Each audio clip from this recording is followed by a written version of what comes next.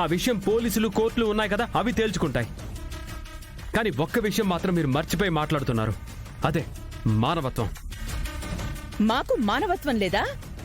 అత్తయ్య, నేను అలా అనట్లేదు. కనీసం మానవత్వంతో ఆలోచించి మాట్లాడండి అంటున్నాను. అమ్మా, బావన్నట్టు జరిగిందేంటో పోలీసులు కోర్టులు నిజానిజాలు తేలుస్తాయి. మీరెందుకు ఇప్పుడు ఆర్గ్యూ చేసుకోవటం? బావా, నువ్వు వెళ్ళి ఫస్ట్ ఫ్రెష్ అవ్వు.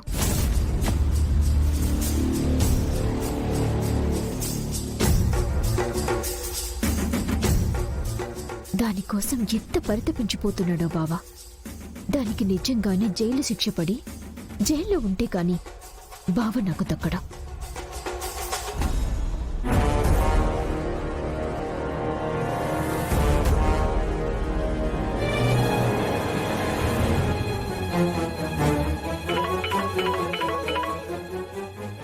విహారీ గారు చెప్పండి. సార్, మీరు ఎక్కడున్నారు? ఇప్పుడే ఇంటికి వచ్చాను విహారీ గారు. సార్, మీరు అర్జెంటుగా మన ఏరియా పోలీస్ స్టేషన్కి రావాలి. ఏంటి సార్, ఏమైంది? ప్లీజ్ అండి, నేను అన్ని విషయాలు అక్కడే చెప్తాను. ప్లీజ్ మీరు కొంచెం త్వరగా అక్కడికి రండి. నేను ఇంటి దగ్గర నుంచి ఇప్పుడు బయలుదేరుతున్నాను. సరే సార్, ఇప్పుడే బయలుదేరుతున్నాను. Yeah, thank you.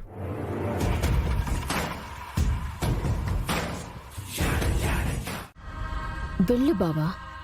నువ్వు ఆ లక్ష్మి దగ్గరికే వెళ్తున్నావని తెలుసు. దానికి ఎలాగైనా శిక్ష పడుతుంది. అప్పుడు ఎక్కడికి వెళ్ళావు.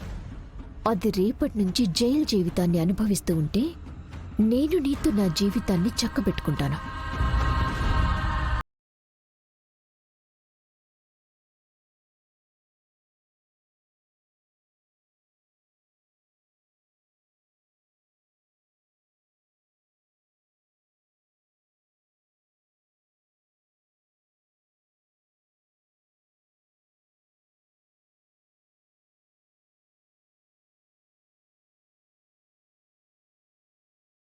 ఎంత పొగరే నీకు, చెప్తానుండు.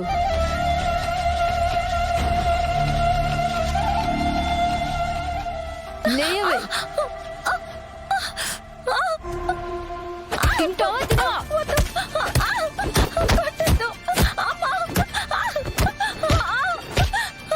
నేను నిరపరాధనండి. నన్ను అరెస్ట్ చేయడమే అన్యాయం అయితే ఇలా కొట్టడం మీరు చేస్తున్న నేరం. ఏంటే నాకు నీతులు చెప్తున్నావు?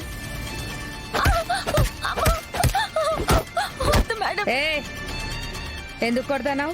తినట్లేదు మేడం.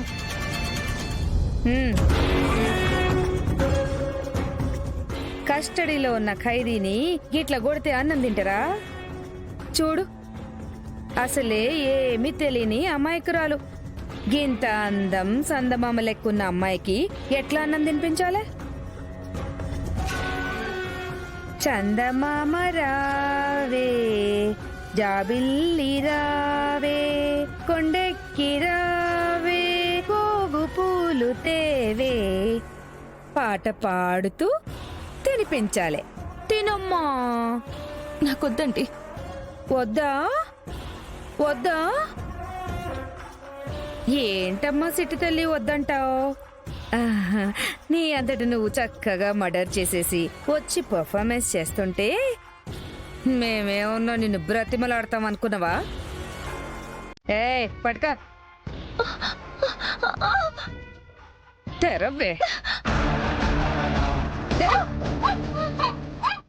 తిను.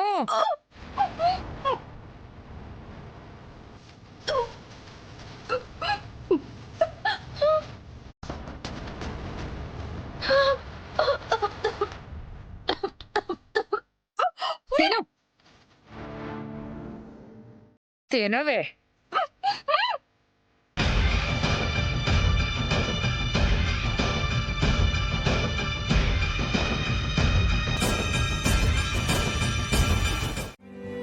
లక్ష్మి, ఏం నువ్వు అలా భయపడుతున్నావు?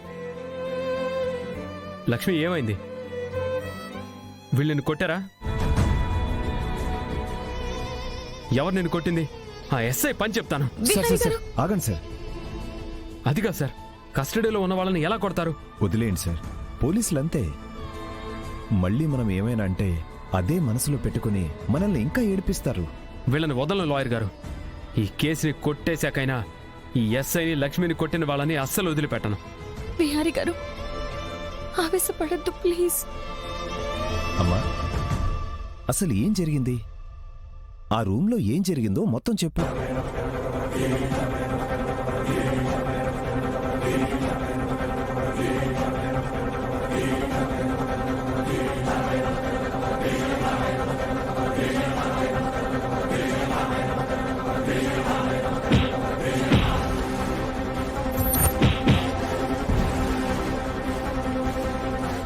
అలా స్పృహ తప్పి పడిపోయాను సార్.